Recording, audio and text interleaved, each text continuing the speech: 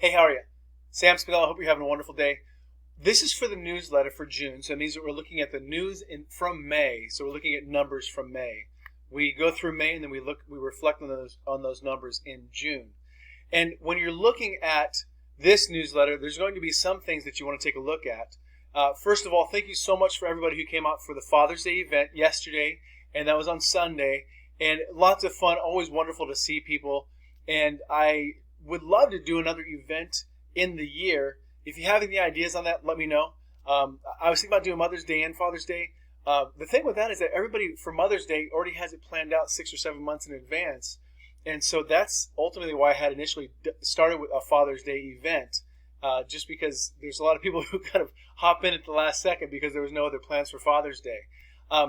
So if you have any ideas for that, let me know. So for the newsletter, when we're looking at May, a couple different things to take a look at here. One is that we were able to extend the debt ceiling, and so that we don't have any default with the U.S. economy, which is a fantastic thing. The other is when we're looking at what's happening inside of real estate specifically, and I'll dive into just briefly for specifically Silicon Valley, but overall when we're looking at real estate, we're taking a look at what interest rates. Interest rates have really been the biggest factor over the course of the last year. And interest rates going up, the Fed is not a governmental entity. And so the Feds are not part of the government, technically, even though the waters have gotten really muddy with that. But the Feds are not part of the government. They're not meant to be part of the government. So what the Fed does is they have their eye on a monetary base only for the economy. So what the Fed did here was they are raising the interest rates because inflation has gotten too high. The Feds, and there's a lot of different ideas and ways to look at inflation and how it should be, but ultimately when inflation is high, it means that everything is just really almost out of control, and interest rates when they're low, that means that everybody's borrowing money and things are going really fast. And when inflation goes super high, the Feds are going to raise the interest rates in order to cool inflation back down.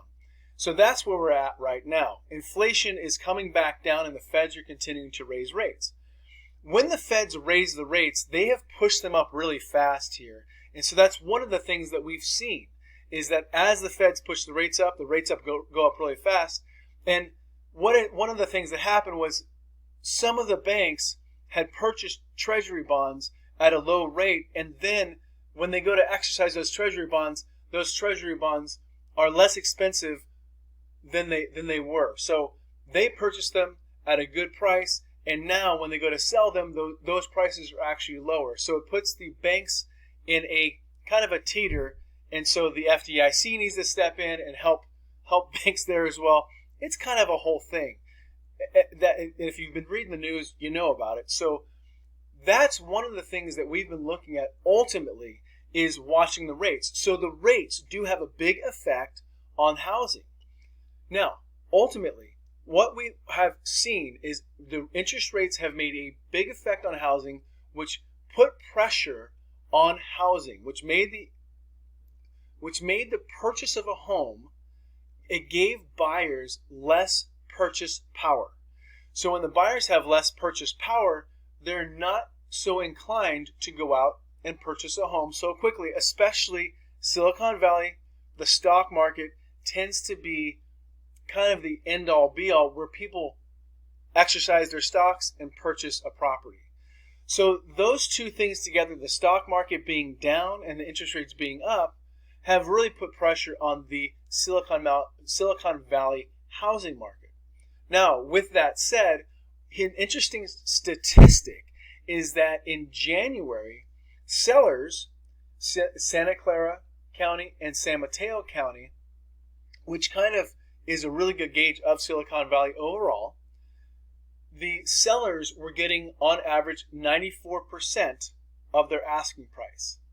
And so if you jump to May, where interest rates have kind of come down, gone back up, interest rates are not only tied to the Fed, interest rates are also tied to mortgage-backed securities.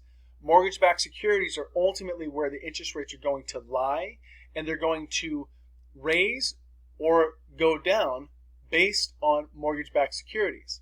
So when the Fed raises the interest rate, it ultimately will make the mortgage-backed securities sometimes go up. So mortgage-backed securities are going to make the interest rates come down. So we see a slight drop in interest rates, and we'll see a big tick up in the purchase of properties. So to sum this all up, in January, sellers were getting about 94% of their overall asking price, and in May, the sellers are getting on average 102%. With that said as well, sellers, there is a strategy when you're listing your home. So typically you can expect to get a little more than what you're actually asking for. At the same time, that same strategy is going to be played in January as much as it will be in May. So that's really kind of the nuts and bolts of what's happening. And to sum it up again, is that as interest rates go up, we do see the housing not be as active. But we are now going back into a seller's market. So if you've thought about selling, it's a great time. And as a buyer, it's a really good time to get in before this market really takes off again. If you have any questions at all, I'm always here and happy to help. If you have anything specific that you want to talk about, please let me know. And of course, as always, if you have any ideas for videos, or if you have an idea for a different event, please let me know. Talk to you soon. Thank you.